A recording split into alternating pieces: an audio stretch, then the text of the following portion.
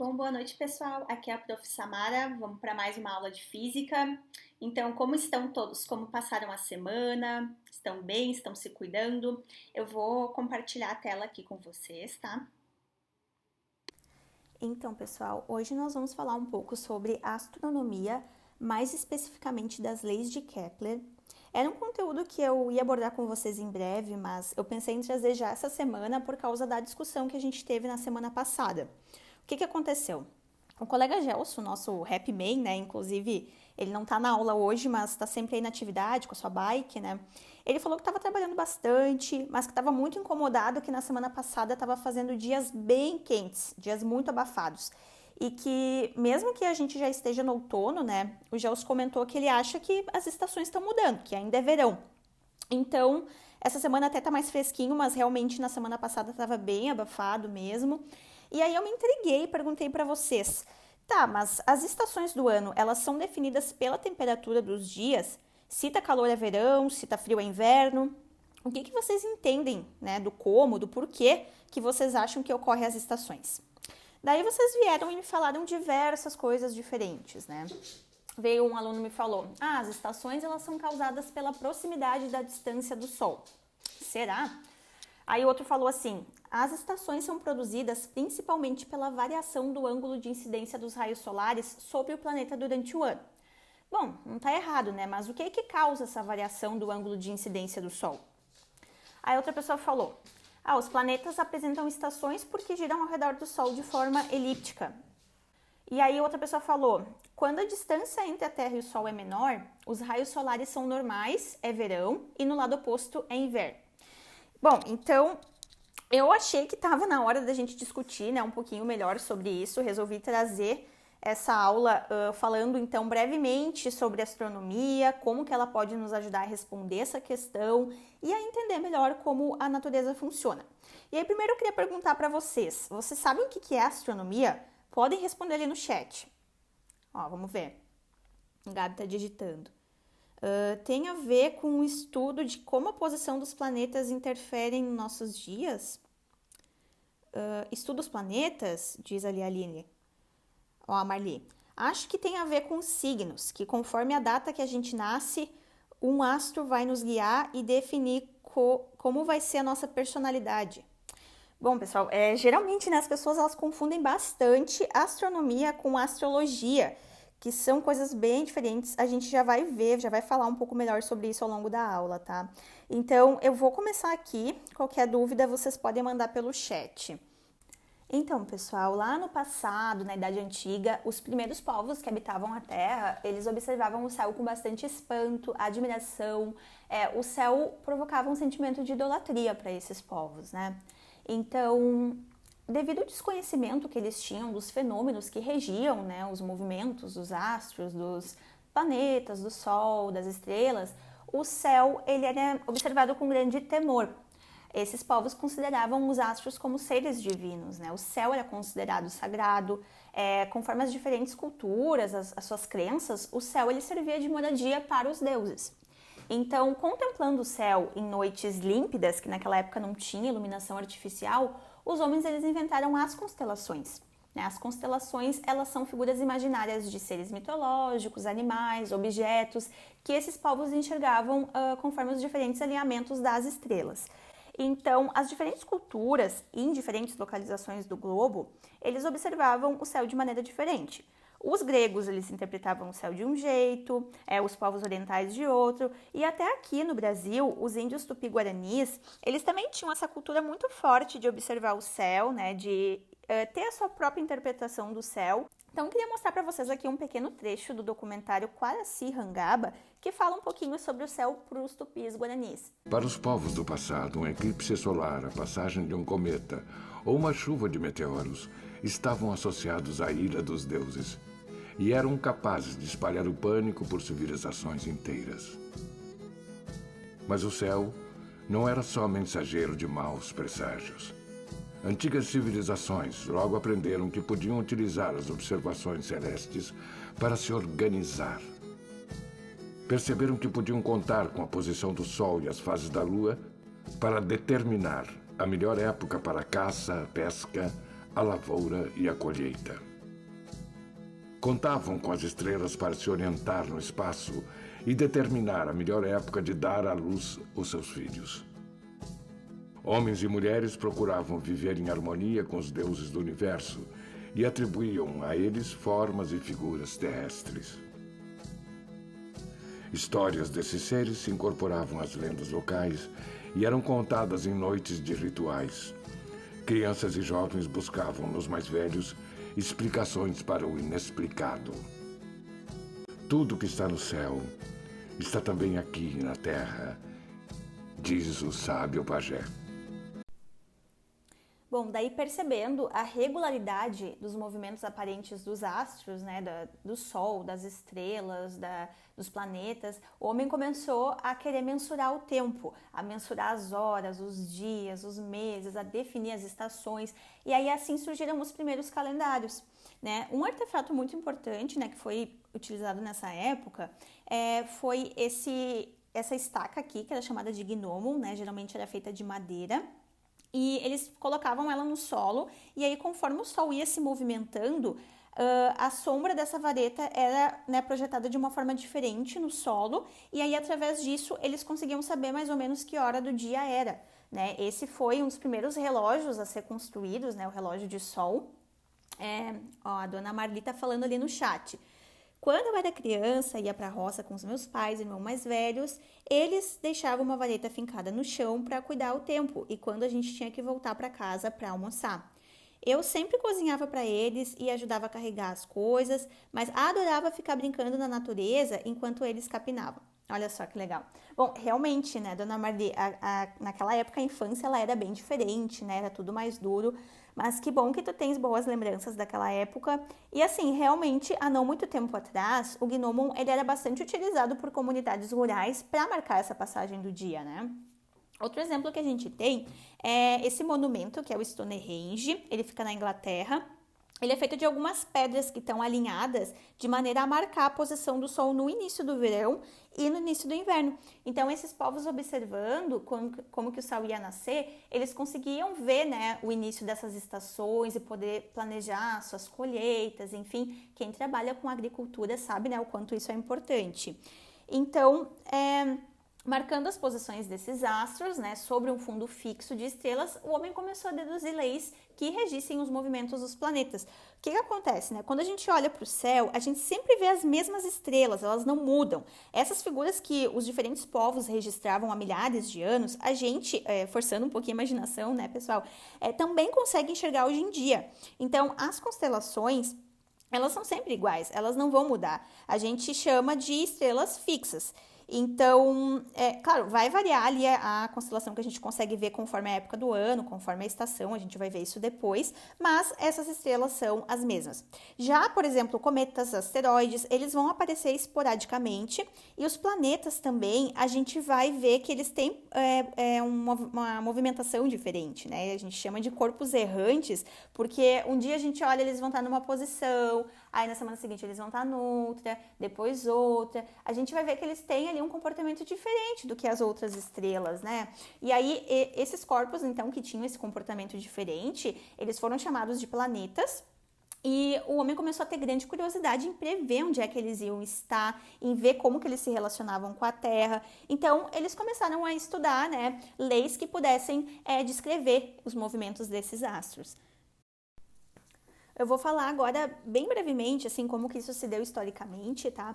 Então, ali, né, na Idade Antiga, em torno de 400, 300 anos antes de Cristo, o Aristóteles, que foi um filósofo grego, ele já tentava descrever como que os movimentos dos planetas se davam. Ele acreditava que os planetas, o Sol, as estrelas, elas giravam todas ao redor da Terra, que a Terra se encontrava fixa, e que esses astros faziam órbitas circulares ao redor da Terra. Aí, ali em torno de 300, 200 anos antes de Cristo, né, a gente teve o Aristarco de Samos, que ele foi um astrônomo, matemático grego também, que foi o primeiro a propor que a Terra ela poderia estar girando em torno do Sol e que a Terra possuía um movimento de rotação. Mas isso não foi muito levado a sério, né, não foi levado adiante. E aí, né, por volta de 100 anos ali depois de Cristo, com a era cristã, né, o Ptolomeu, ele desenvolveu um modelo geocêntrico, né? Eu já vou explicar um pouquinho melhor como que isso se deu, tá? Isso perdurou por séculos, né? Só, né, no milênio seguinte, então, com o Copérnico, é que começou a voltar essa teoria de que a Terra, ela girava em torno do Sol. E aí, também em torno de 1500, 1600, né, o Galileu Galilei, ele defendeu essa teoria do heliocentrismo, né, essa teoria copernicana. A gente já vai falar um pouco como que isso aconteceu. E aí, por volta no início de 1600, o Kepler, ele desenvolveu um modelo heliocêntrico, né, comprovado matematicamente. E aí, depois, esse modelo começou a ter algumas contribuições, né, houveram diversas contribuições de como que o universo se dava ali com a gravitação de Newton, com a teoria da relatividade de Einstein, né? Isso a gente vai ver mais especificamente nas próximas aulas, tá, pessoal? Nessa aula a gente vai falar um pouco sobre as diferenças, né, dos modelos do Ptolomeu e do Kepler, um pouco das contribuições para o heliocentrismo e falar também depois, no final da aula, um pouquinho da importância da astronomia hoje para nós, né? Bom, o Ptolomeu, né, ele foi um cientista da Grécia Antiga que viveu em Alexandria, uma cidade do Egito, e ele foi bastante reconhecido pelos seus trabalhos em matemática, astronomia, geografia e cartografia. Ele escreveu o Almagesto, que foi um tratado matemático onde ele explicou o modelo geocêntrico. Aqui nesse desenho a gente consegue ver mais ou menos, né, o modelo geocêntrico, ele considerava a Terra como fixa, no centro, né, do sistema, e os outros astros, a Lua, os planetas, o Sol, eles giravam, né, e as estrelas fixas também, giravam ao redor dessa Terra, cumprindo órbitas circulares perfeitas, né. E para explicar o movimento dos planetas, que era bem diferente do das outras estrelas, ele inventou todo um sistema de epiciclos, que eram círculos que tinham centro dentro de outros círculos, para tentar encaixar o movimento desses planetas nesse conceito de círculos perfeitos, né. Já, né, esse modelo geocêntrico do Ptolomeu perdurou durante, como a gente viu, séculos ali, né, apenas depois, em meados do milênio seguinte, que veio então Copérnico, né, que foi um astrônomo e matemático polonês, que ele desenvolveu então a teoria heliocêntrica do sistema solar. Né? Essa teoria ele publicou na obra Da Revolução de Esferas Celestes, que foi publicada durante o ano da sua morte, ali em 1543. Tá? E ele acreditava então que a Terra era apenas mais um planeta que concluía uma órbita em torno do Sol, que o Sol era fixo, que essa órbita era concluída todo ano e que a Terra também girava em torno do seu próprio eixo. Então ele já preveu os movimentos de rotação e translação da Terra e com isso ele explicou as estações, que é o que a gente já vai ver daqui a pouco, tá, pessoal? E aí veio o Galileu Galilei também um pouco depois, que foi um astrônomo, físico e engenheiro fiorentino, lá da Itália, né, descrito como polímata. O que é um polímata, né? É uma pessoa que ela tem um conhecimento que não é restrito a uma única área. O nome que representa bastante isso é o Leonardo da Vinci, que eu inclusive sou muito fã, né? E então o Galileu, ele é representado como o pai da astronomia observacional ou o pai da ciência moderna, porque ele foi o primeiro estudioso a usar lunetas, que naquela época eram utilizadas nas guerras para vigiar os inimigos. Ele foi o primeiro a apontar ela para o céu. E aí ele conseguiu enxergar com isso as crateras da nossa Lua, ele viu também as maiores luas de Júpiter. Ele escreveu uma obra chamada Diálogos sobre os dois principais sistemas mundiais, onde ele mostrava, né, a defesa dele ao sistema heliocêntrico. E aí a igreja, naquela época, via isso como uma heresia. Então ele foi julgado pela Inquisição, foi forçado a se retratar e aí ele passou o resto da vida dele na prisão domiciliar. E aí então veio Kepler, né? Ele é contemporâneo também do Galileu. Ele foi um astrônomo, astrólogo, e aí nós vamos ver daqui a pouco a diferença entre astronomia e astrologia, mas naquela época eram coisas muito parecidas, eram coisas que andavam juntas, tá? Foi também um matemático, né, alemão, responsável por formular as leis de Kepler, que a gente já vai ver também. Ele foi professor de matemática em uma escola seminarista na Áustria e foi assistente do astrônomo Tycho Brahe, que foi um príncipe dinamarquês que dedicou a vida toda a fazer observações astronômicas. Através dessas observações, o Kepler estudando essas observações, ele conseguiu, com a matemática, comprovar, então, o sistema heliocêntrico. O primeiro grande trabalho dele foi o mistério cosmográfico, né? Aqui a gente pode ver uma imagem que tem nesse trabalho, onde ele pensou que havia revelado o plano geométrico de Deus para o universo. Ele também acreditava nessa questão da geometria divina. Ele tinha muito esse pensamento e ele teve que depois deixar de lado isso, né? Porque com a matemática ele conseguiu comprovar que não era bem assim, né? A gente já vai ver isso depois. Então aqui a gente pode ver, né, basicamente as principais diferenças entre o modelo geocêntrico e o heliocêntrico. No modelo geocêntrico a Terra está no centro, os corpos, os astros ao redor, eles exercem órbitas circulares, tá? Aqui é para ser círculos, e os planetas eles fazem esses epiciclos aqui bem estranhos, né? E o modelo heliocêntrico, ele já tem o Sol, né, no centro, e os planetas eles vão fazer órbitas elípticas, tá? A gente já vai ver que isso aqui vem das leis de Kepler. Tá? Que é a nossa Lua girando ao redor da Terra. Então, falando um pouquinho agora da diferença entre astronomia e astrologia, né? A astronomia, gente, ela é uma ciência, tá? Ela segue um método científico.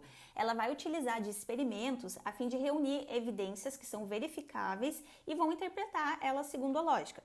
Já a astrologia é uma mitologia, são crenças, né, compostas por uma série de narrativas que são chamadas de mito. Tá? Então é totalmente diferente. Os astrônomos, eles vão ser indivíduos graduados em física, astronomia ou astrofísica, que é um ramo da astronomia.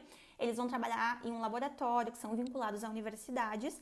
Já os astrólogos, eles são indivíduos autônomos, eles vão fazer previsões, análises intuitivas ali de como que os astros vão interferir no nosso destino, e aí entram os signos que vocês estavam falando, né? E é diferente também porque os astrônomos eles vão se preocupar em observar os astros e coletar dados cientificamente. Eles vão fazer descrições para formular teorias válidas sobre o universo. Essas teorias vão ter que ser validadas, né, pela comunidade científica. Já os astrólogos não, eles vão enxergar os astros como elementos simbólicos que vão traduzir os ciclos da natureza, vão representar ali a influência do cosmos nas nossas vidas, né? Então são realmente coisas bem diferentes. Um é uma ciência, o outro não. Então, pessoal, foi com o Kepler que surgiu a astrofísica praticamente, né? Que é esse ramo da astronomia que usa a física, né? Uma ciência exata ali para explicar o movimento dos astros. Então, hoje em dia, a gente aceita, né? O modelo aceito é o heliocêntrico. Então, a gente tem o nosso sistema solar com o Sol no centro, né? Planetas, a gente tem 8 planetas, né, que estão fazendo órbitas elípticas em torno desse Sol. O primeiro deles é o Mercúrio, depois o Vênus, que são planetas bem quentes. Aí o terceiro planeta é o nosso planeta Terra. Aí tem o nosso vizinho Marte, depois Júpiter, que é o maior planeta do sistema solar. Entre Marte e Júpiter a gente tem um cinturão de asteroides, tá? São rochas que ficam orbitando ali, a órbita deles é um pouco diferente dos planetas, tá? Eles podem, inclusive, chegar muito perto ou até colidir com a Terra. Depois a gente tem o planeta Saturno, né, com seus anéis, Urano e Netuno, que são planetas bem mais distantes do Sol, planetas mais gelados. E depois a gente tem, né, os corpos pós-neptunianos, que são planetas anões, cometas, né, enfim. Então, agora a gente vai revisar os movimentos planetários, tendo aqui como exemplo a nossa Terra.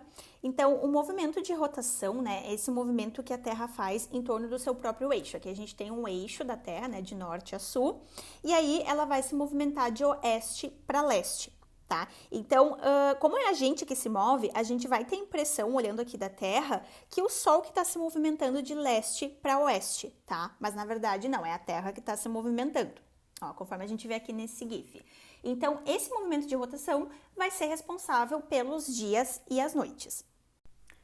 E daí, junto com esse movimento de rotação, um outro movimento muito importante é o de translação, onde a Terra ela vai girar ao redor do Sol, ó, nessa órbita elíptica. Vai ter momentos, né, que ela vai estar mais próxima do Sol e outros momentos que ela vai estar mais distante do Sol. Mas isso não é responsável por causar as estações, como alguns de vocês falaram antes, tá, pessoal? O que acontece é que o eixo de rotação da Terra, que eu tinha falado antes, ele está inclinado em torno de 23 graus em relação ao plano de órbita, tá?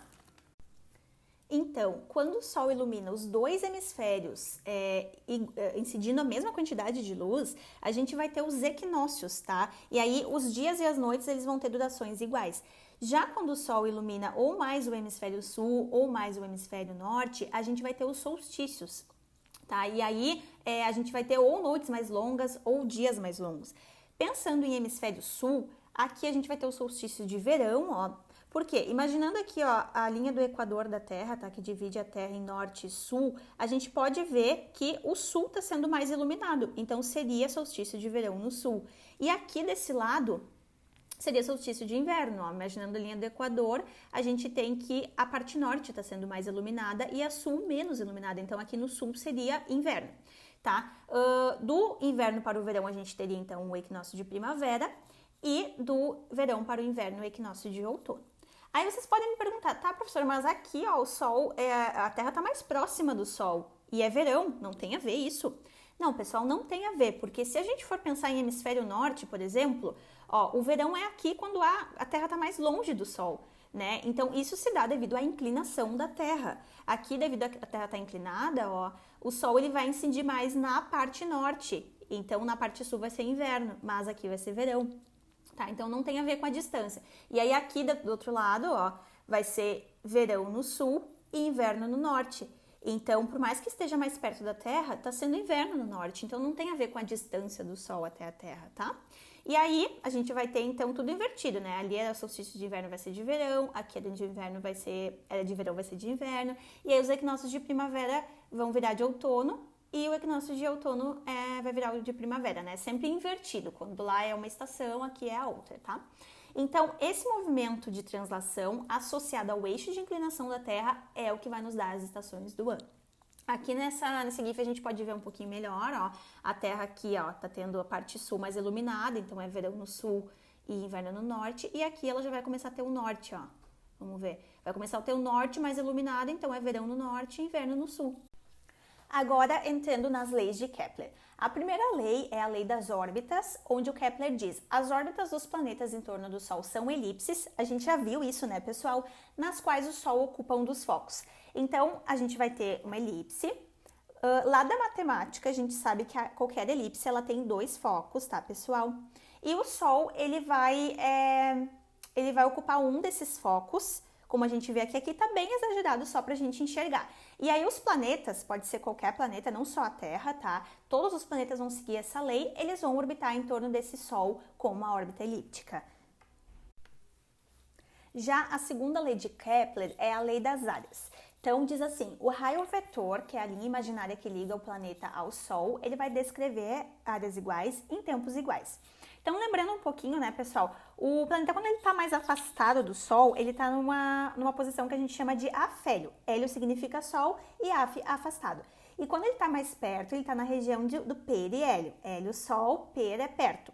Então, ele não vai estar andando a uma velocidade constante nessa órbita, tá? Essa lei de Kepler diz que a velocidade no periélio ela é maior que no afélio. Então, o que vai acontecer?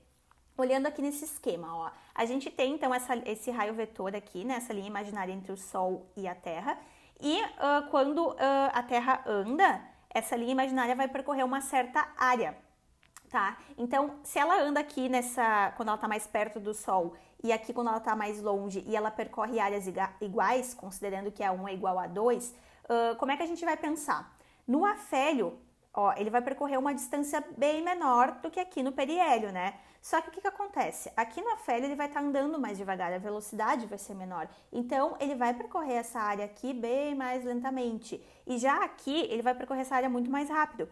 Então, como a velocidade é a distância pelo tempo, a gente vai ter que ele vai percorrer essas áreas iguais em tempos iguais, tá? É isso que a lei diz.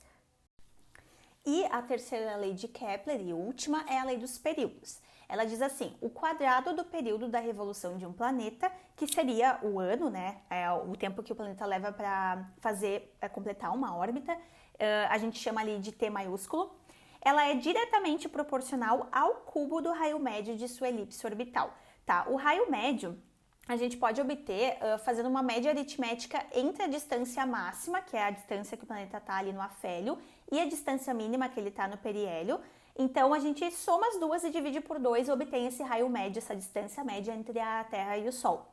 E aí, né, ele nos dá essa proporção, que o quadrado do período da revolução, ele vai ser igual uma constante multiplicada pelo raio ao cubo. Tá? Aqui a gente pode ver, ó, que independente do planeta, o planeta vai seguir essa regra. Se a gente tem ali o período, né, o tempo que, por exemplo, o Mercúrio leva para completar uma órbita, esse tempo ao quadrado em dias, tá, pessoal? Ele vai ser proporcional à distância, né, do centro ali do Mercúrio até o centro do Sol. Assim como o período de Vênus ao quadrado vai ser proporcional ao seu raio médio até o Sol ao cubo, e de Júpiter também, seu raio, né, ao cubo vai ser proporcional o período que ele leva para completar uma órbita ao quadrado, tá?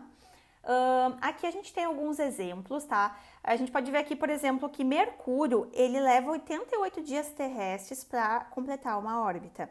E o raio dele é em torno de 5,8 vezes 10 na 7 quilômetros.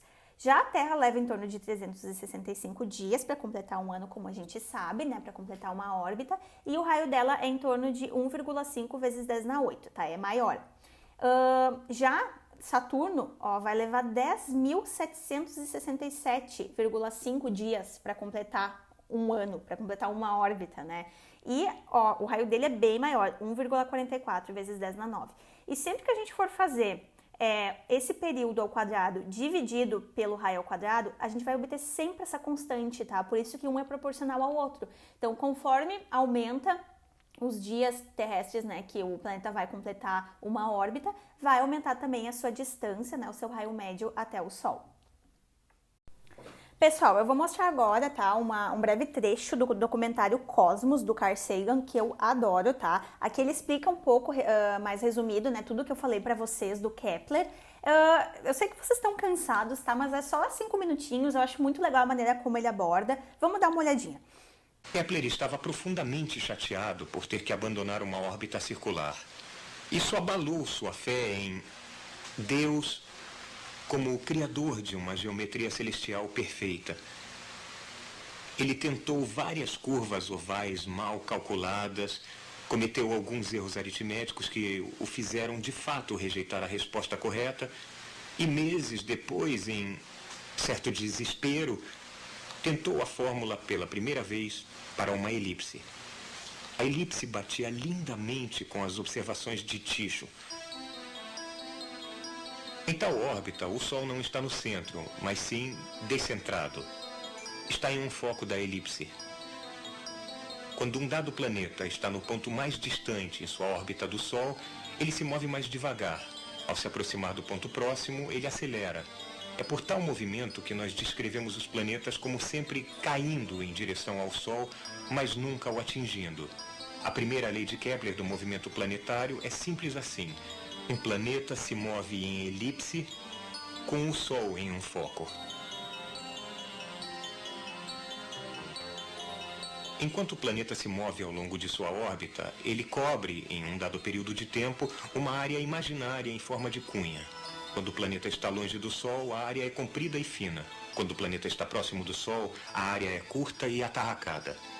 Embora as formas dessas cunhas fossem diferentes, Kepler descobriu que suas áreas são exatamente as mesmas. Isto permitiu uma descrição matemática precisa de como um planeta muda sua velocidade em relação à sua distância do Sol. Agora, pela primeira vez, os astrônomos podiam predizer exatamente onde um planeta estaria de acordo com uma lei simples e invariável. A segunda lei de Kepler é esta. Um planeta cobre áreas iguais em tempos iguais.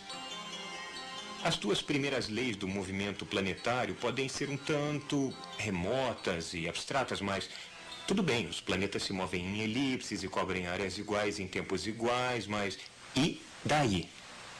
Não é fácil compreender o movimento circular. Nós temos uma tendência a rejeitar isso, a dizer que é puro trabalho matemático mal feito ou uma coisa removida da vida diária. Mas é a essas leis que o nosso próprio planeta obedece, enquanto nós, colados pela gravidade à superfície da Terra, nos lançamos ao espaço. Nós nos movemos de acordo com as leis da natureza, que Kepler tinha descoberto.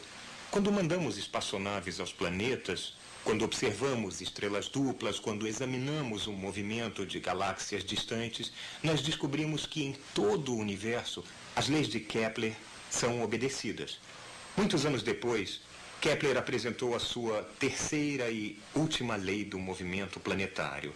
Uma lei que relaciona o movimento dos vários planetas a cada um e que põe corretamente em ordem o mecanismo do sistema solar. Ele descobriu um relacionamento matemático simples entre o tamanho da órbita de um planeta e a velocidade média na qual ele viaja em torno do Sol. Isto confirmou a sua antiga crença de que deve haver uma força no Sol que move os planetas. Uma força mais forte para os planetas internos, mais rápidos, e mais fraca para os outros planetas externos, mais lentos. Isaac Newton mais tarde identificou essa força como gravidade, respondendo finalmente à pergunta fundamental: o que faz os planetas se deslocarem? A terceira lei, ou lei harmônica de Kepler, diz que os quadrados dos períodos dos planetas, o tempo para eles completarem uma órbita, são proporcionais aos cubos, a terceira potência de suas distâncias médias do Sol. Então, quanto mais longe um planeta está do Sol, mais lentamente ele se move, mas de acordo com uma precisa lei matemática. Kepler foi a primeira pessoa na história da espécie humana a entender correta e quantitativamente como os planetas se movem, como o sistema solar funciona. As 3 leis do movimento planetário representam, agora sabemos, uma harmonia real dos mundos. Mas para Kepler, elas eram apenas incidentais para sua busca por um sistema cósmico baseado nos sólidos perfeitos. Um sistema que, vejam só, existia apenas em sua mente. Mesmo assim, com seu trabalho, nós descobrimos que as leis científicas permeiam toda a natureza, que as mesmas regras se aplicam na Terra como no céu, que podemos achar uma repercussão, uma harmonia entre o modo como pensamos e o modo como o mundo funciona. Quando descobriu que suas crenças há muito estimadas não concordavam com as observações mais precisas, ele aceitou os fatos desconfortáveis. Ele preferiu a dura verdade às suas ilusões mais caras. Isto é o coração da ciência. Então, pessoal, com a astronomia como ciência, hoje, na atualidade, a gente já consegue saber bem melhor, né, o que nós somos, onde que nós estamos. Pensando, né, geograficamente, a gente está aqui, né, no continente americano, mais especificamente aqui na América do Sul, né, no sul do Brasil. E pensando em cosmologicamente onde a gente está, né, através da astronomia, a gente já consegue saber bem melhor. Ó, vamos ver aqui nesse videozinho. A gente está saindo aqui da Terra, do planeta Terra. Podemos ver aqui, ó, que a Terra não é plana, né, pessoal? E aí tem a Lua orbitando a Terra orbitando o Sol, nosso planeta vizinho Marte passou ali. Aqui a gente pode ver o cinturão de asteroides, né, que eu tinha comentado com vocês, são rochas orbitando também o Sol. O planeta maior do Sistema Solar, Júpiter, né, vai indo cada vez mais distante do Sol, passou por Saturno com seus anéis, né, tá cada vez mais distante, e aí passou por Urano, Netuno, os planetas mais afastados, tá chegando nos confins do Sistema Solar, onde tem já os planetas anões, né, os cometas, e aí começa a sair do Sistema Solar, ó, e tem várias estrelas, né, como o nosso Sol ao redor desse nosso Sistema Solar. E aí essas estrelas formam a nossa galáxia, né, que é a Via Láctea. Ó, a gente começa a ver ela mais de longe. A nossa Via Láctea tem um buraco negro supermassivo no seu centro, né? E a nossa estrela, o Sol, é apenas mais uma estrela, né, entre tantas dentro da nossa galáxia. E a nossa galáxia é apenas mais uma galáxia dentre tantas outras que a gente vê ali. Então, né, quem somos nós dentro desse universo gigantesco, né? A astronomia nos faz pensar muito sobre isso, refletir bastante sobre os nossos atos aqui na Terra, né? A astronomia hoje em dia é muito importante porque ela procura responder, né, essas perguntas que todos nós como seres humanos temos, que é de onde viemos, para onde vamos. Então, a astronomia hoje, ela sacia a nossa curiosidade, né, em relação à espécie humana, nos faz entender melhor o universo. E ela também foi responsável, ao longo dos anos, pela descoberta de diversas tecnologias. Por exemplo, hoje, milhares de satélites que orbitam a Terra, eles foram desenvolvidos graças ao estudo da astronomia. Então, eles nos possibilitam realizar ligações telefônicas, assistir TV, chegar aos nossos destinos com um sistema de GPS.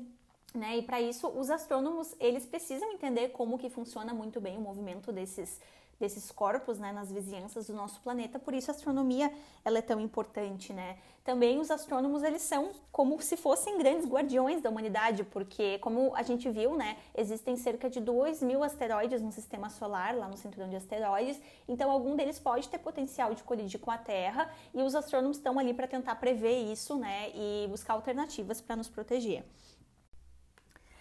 Uma pena, né, pessoal, que nós não estamos tendo aula presencial, senão eu ia convidar vocês para ir lá na rua agora, tá uma noite bem bonita hoje, né, olhar o céu, ver se a gente encontra algum planeta, mas vou deixar aqui algumas indicações, tem alguns aplicativos gratuitos que vocês podem baixar no celular para explorar o céu, um deles é o Sky Maps.